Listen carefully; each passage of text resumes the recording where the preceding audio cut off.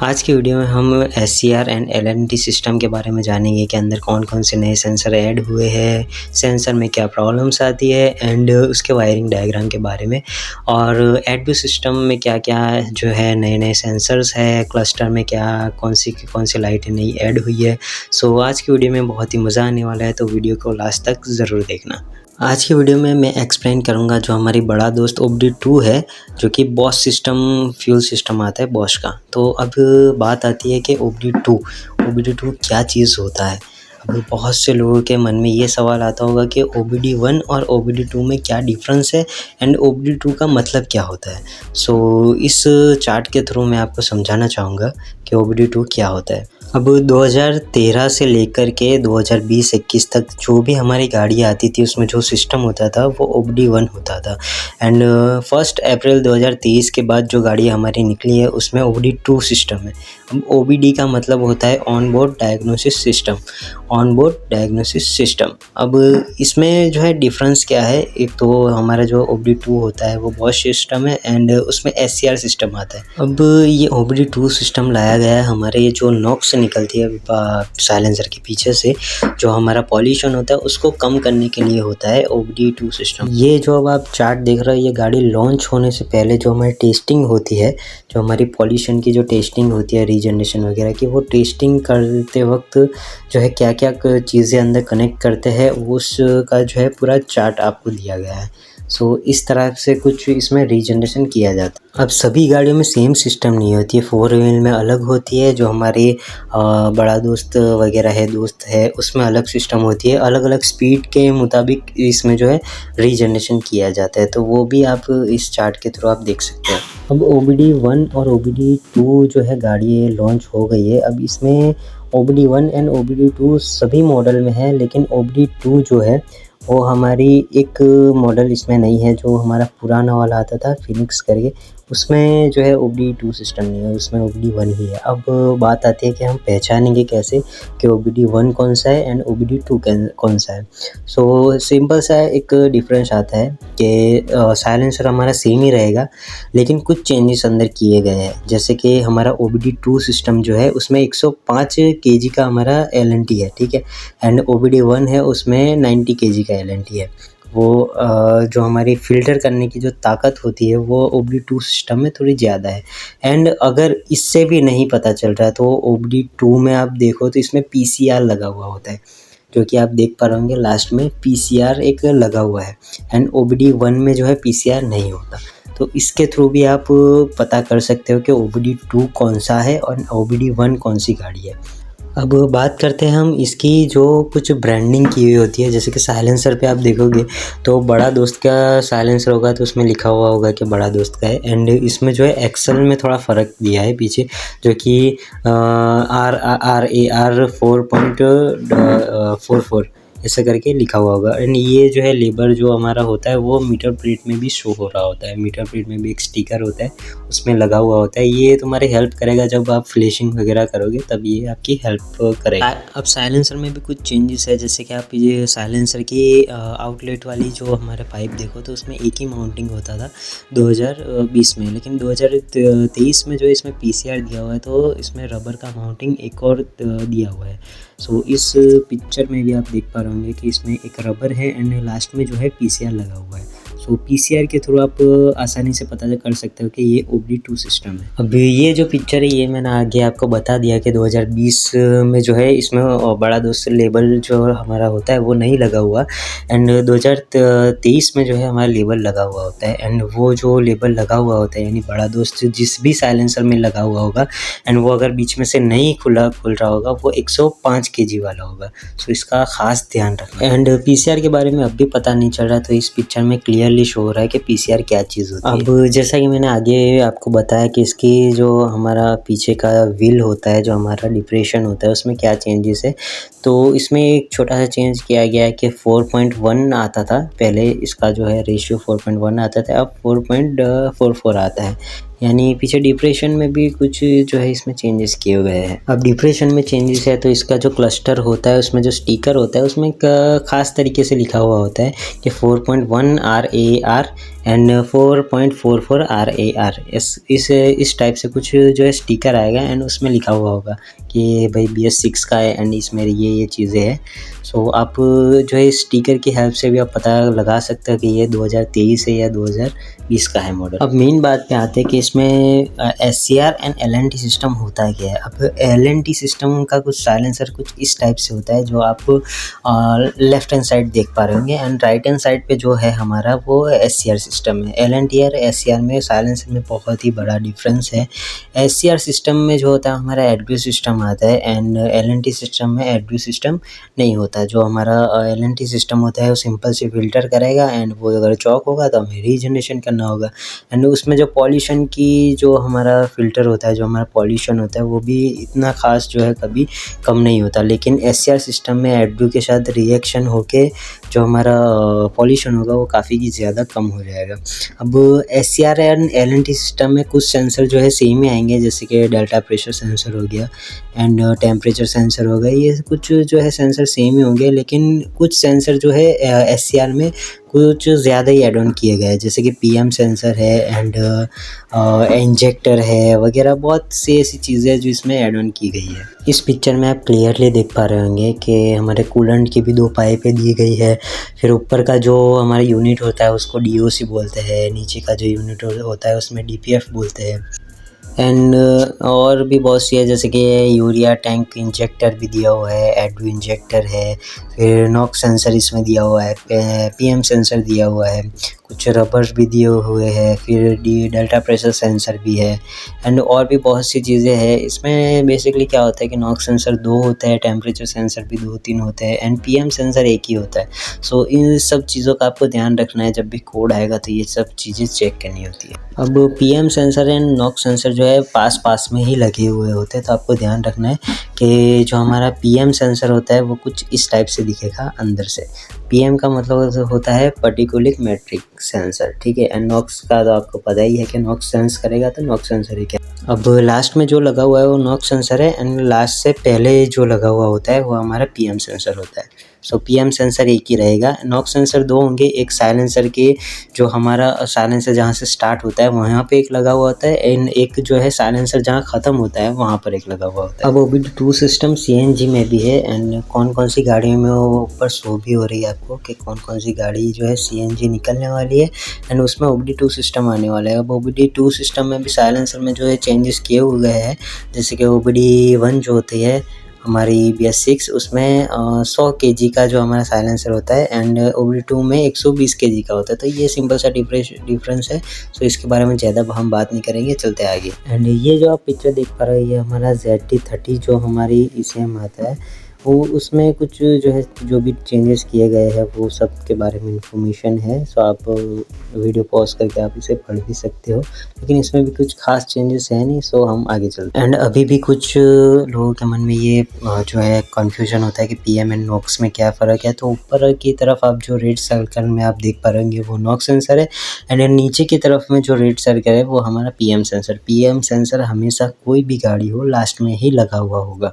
सो इसका आपको ख़ास ध्यान रखना है। PM sensor and NOx sensor में बहुत ही बड़ा डिफरेंस है। अब PM सेंसर के बारे में अगर मैं बात करूँ तो PM सेंसर कुछ इस टाइप से जो हमारा दिखेगा।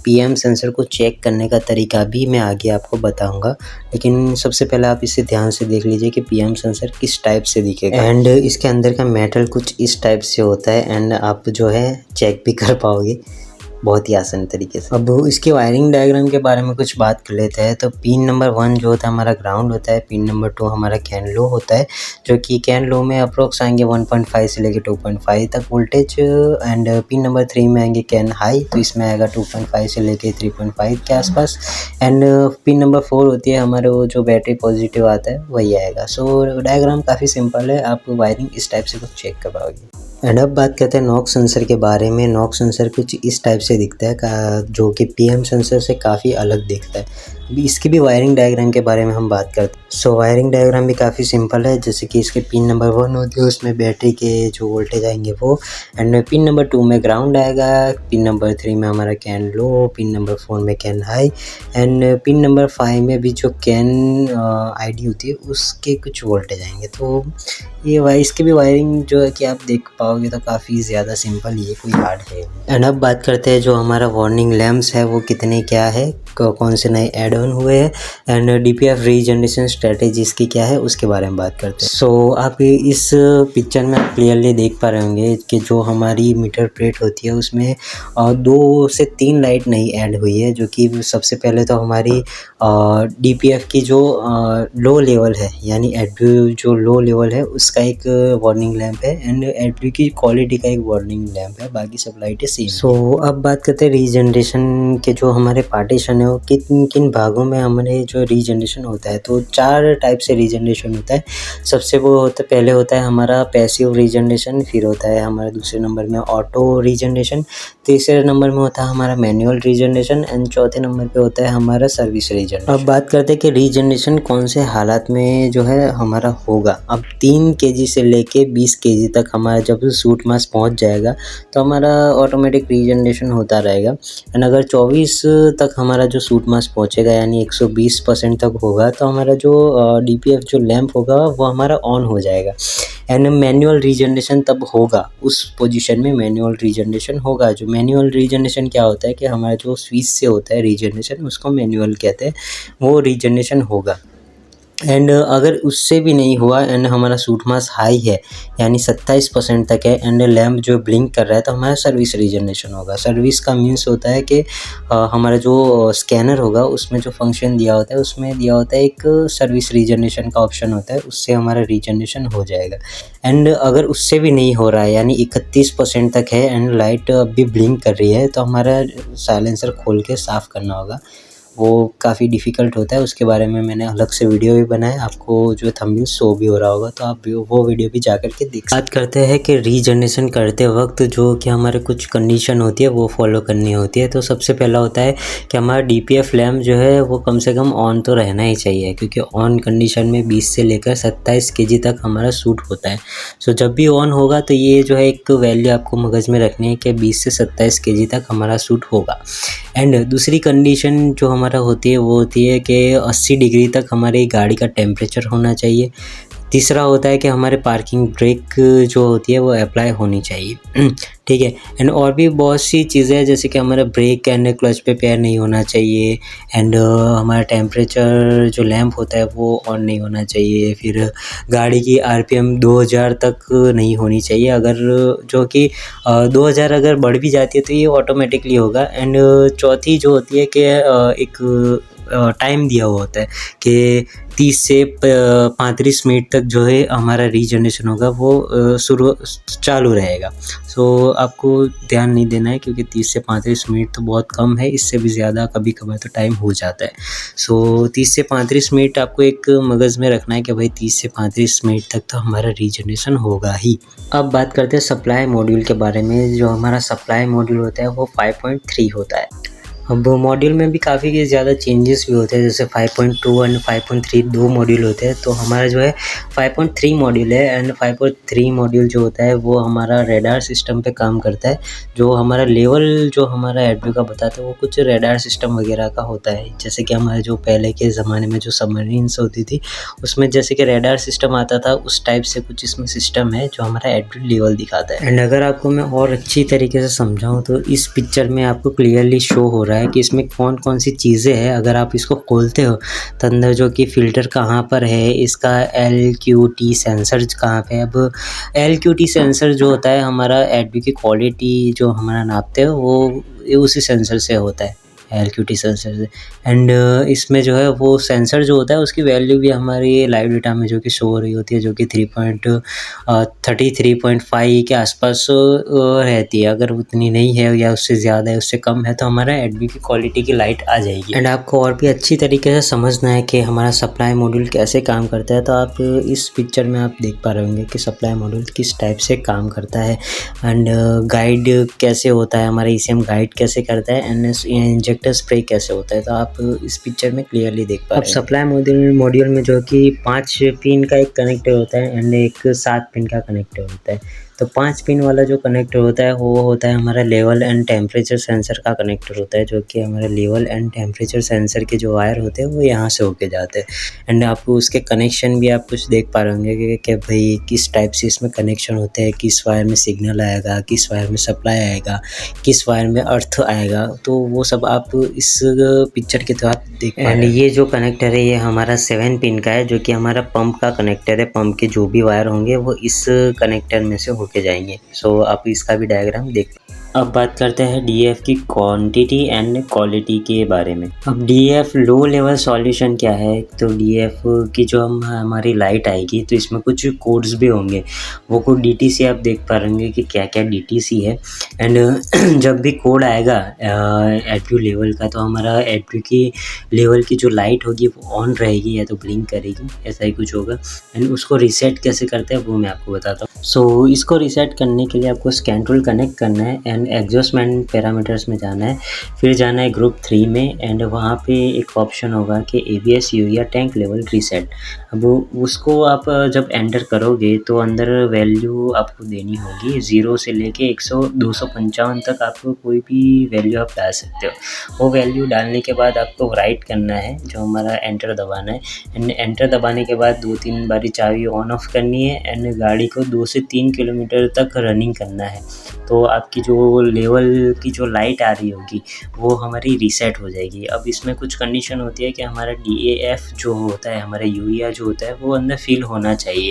अब फिल नहीं होगा तो रीसेट करने के बाद भी जितना अंदर यूरिया होगा, यानी अगर होगा 7 लीटर तो 7 लीटर ही अंदर दिखाएगा। अगर अंदर जो है 15 लीटर है एंड फिर भी 7 लीटर अंदर आपको दिखा रहा है, तभी इस चीज़ को आपको ट्राई करना है, वरना नहीं करना है। अब बात करते हैं हमारे DAF क्वालिटी के बारे में। अब DAF क्वालिटी क्या होता है कि हमारा DAF जब ख़राब होगा, हमारा यूरिया जब ख़राब हो जाएगा, तब की बात है कि अगर यूरिया ख़राब हो गया तो हमें इसको रीसेट कैसे करना है।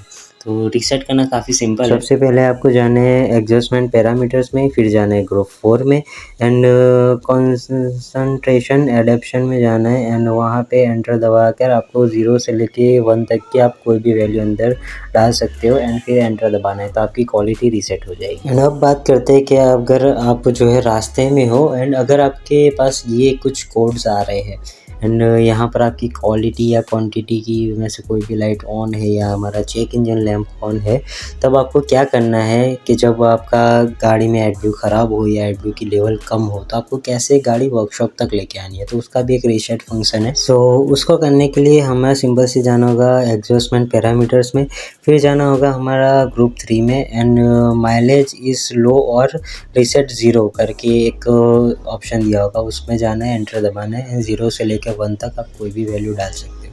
ये वैल्यू डालते ही आपको एंटर दबाना है। तो एंटर जैसे ही आप दबाओगे तो अंदर क्लस्टर में लिखा हुआ होगा कि 50 किलोमीटर तक आप गाड़ी रनिंग कर पाओगे। 50 किलोमीटर के बाद अगर आप गाड़ी बंद करते हो तो एंड अगर वापस से आप सेल मारते हो, सेल तो लगेगा लेकिन गाड़ी का इंजन जो है स्टार्ट नहीं होगा।